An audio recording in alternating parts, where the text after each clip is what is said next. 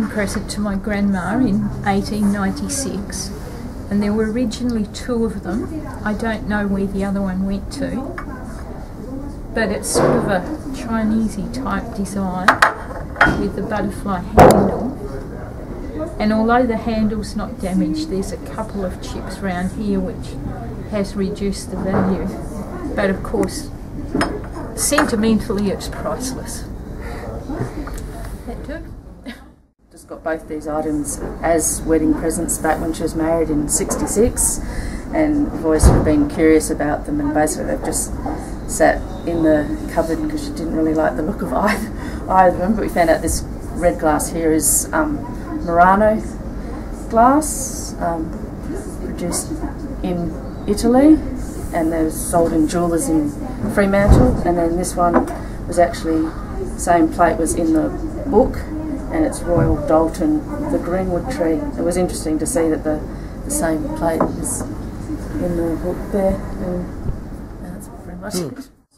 Well known, Wedgwood is well known, but we don't know actually what this piece is. It's very old, and it has a top bit, and then it has a little bit there, and we're not sure what that is. Unfortunately it's been damaged, but I'll see about getting it repaired. It would have been worth quite a bit if it hadn't been damaged, and if I have it repaired it'll still be worth something. And it's just a very old, and it's a very nice piece of ceramics, and this is what the style was made in those little ridges, and also it was made for middle class, upper class type people, not for the poorer people. So people had it in a set with in their kitchen, in their dining room, and it was you know, a nice light piece of porcelain for them to have in their house. They were very particular about their plates and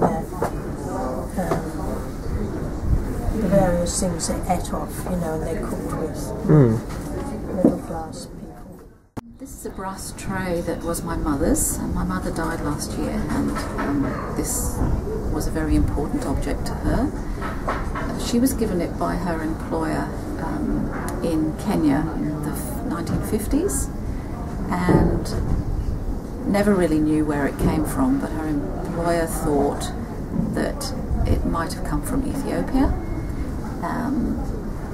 And just been talking to the expert, and she thinks probably Ethiopia or Egypt. There are some Arabian influences in this, but there's also an elephant and a lion down the bottom, which kind of puts it more in Africa. She thinks that mostly these were tabletops. They had wooden legs that folded out, and they were decorative rather than tables that were actually used for anything, especially with its uneven surface. She thinks mainly they were made in the 20s and 30s mainly for Westerners who were travelling in those areas, who wanted to take curios back. So she can't be sure of where it came from or what date it would be, but it is very heavy, and it would have been worked by hand. It's not particularly valuable financially, but that doesn't matter at all because it's very much a family heirloom, and there's no way I would be parting with it, and if my children part with it, I'd come back and haunt them. So it was really useful bringing it here today, and to just get some sense of where it may have been from, and really just to show it off a bit, because it's quite a beautiful object. Up till recently it was quite discoloured. It had been, my mother had over brassoed it, and it was kind of quite green. My husband very creatively decided to take WD-40 to it. Fortunately I wasn't around, or I would have fit. But it's got most of the discoloration out of, especially out of this filigree, and it probably needs another go, and then it'll go back on our wall, which is where it belongs. This is apparently a little sake dish from Japan, circa 1920. My late grandfather lived in Japan after the First World War for quite a few years, and amongst other things he brought this back, and we've just had it looked at, and very unusual, but the yellow and pink apparently date, make it easy to date. So although it's not that old, it is very, very pretty, and we're very grateful for being able to bring such things, because we all accumulate so many bits and pieces that we think might be worth a fortune, that look lovely and have sentimental value, and then you find that the dull things are worth far more. These lovely things are only worth about $50, but I wouldn't sell it for the world.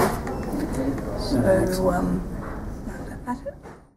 well, my husband, who's a bit shy, wants me to talk. I don't know much. I never met my mother-in-law, but this is amazing because it's worth about $900, and we've been using it as a doorstop.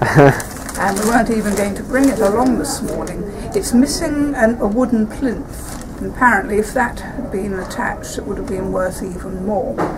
Made in France. It's quite heavy actually, brass, and although the gold lacquer as such is peeling off, it doesn't seem to have affected its value. So it just goes to show you should be very careful what you put out for jumble or use as doorstops. We won't be selling this either. We'll probably need it as we get a bit older.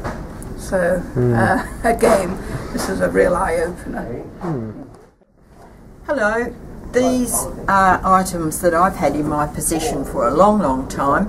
This is a very old English milk jug, probably around the 1820s. And if it didn't have a big chip in the top, it would be worth quite a few $100s.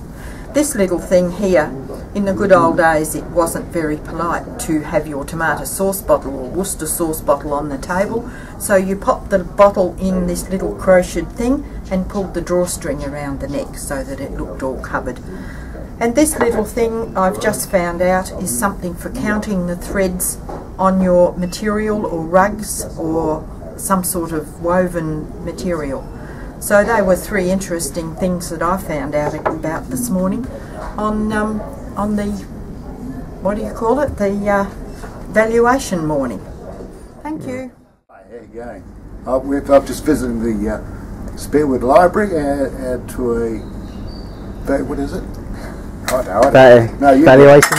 Trash and treasure. A trash and treasure. That's and I brought this walking stick up, and I found out it's worth $80. It was my grandfather that he brought that from America, from New Jersey, and found this, brought this little bottle up, and this bottle found out was a smelling salts bottle, valued about $50.